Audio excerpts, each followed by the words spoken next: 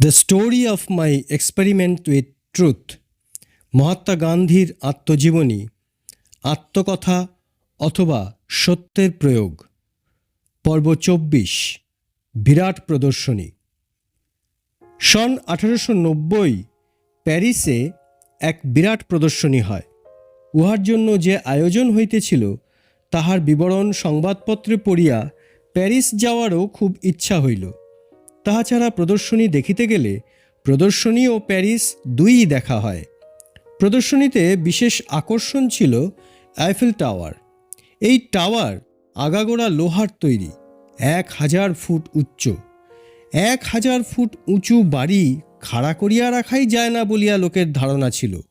ইহা ছাড়াও প্রদর্শনীতে দেখিবার জিনিস আরও অনেক কিছু ছিল।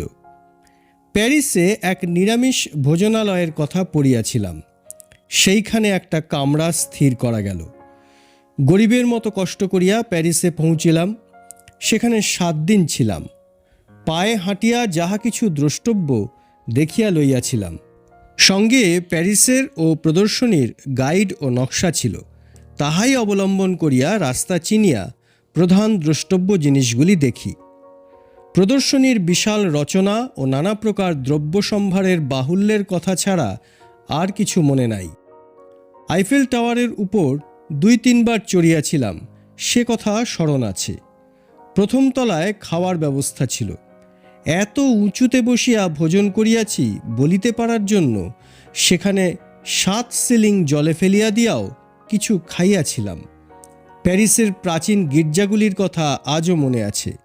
সেখানকার মহিমা ও তাহার ভিতরের শান্তির কথা ভুলিতে পারা যায় না। নোতর দামের অপূর্ব কারিগরি ও ভিতরের চিত্রকার্যের কথাও স্মরণ আছে।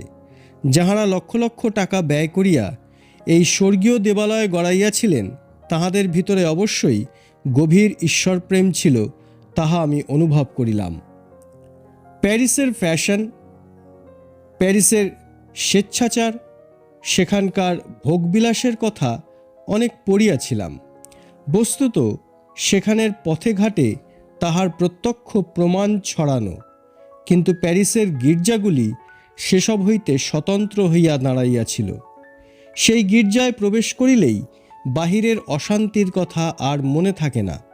লোকের ব্যবহার বদলাইয়া যায়, লোকের ধরন বদলাইয়া যায়, মনের ভিতর একটা সম্ভ্রমের ভাব জাগিয়া ওঠে। ভার্জিন মেরির মূর্তির সম্মুখে কেহ না কেহ প্রার্থনা করিতেছেন। ইহা যে কুসংস্কার নয়, ইহা যে ভক্তি, সে বিশ্বাস আমার সেই সময়েই হইয়াছিল এবং তাহা এখনও বৃদ্ধি পাইতেছে। মাতা মেরির মূর্তির সম্মুখে হাঁটু গাড়িয়া প্রার্থনারত উপাসকেরা মার্বেল পাথরের পূজা করেন না, উহার অন্তরস্থ ভাবধারারই পূজা করেন। উহাতে ঈশ্বরের মহিমা কম হয় না, বরঞ্চ বাড়িয়া যায়।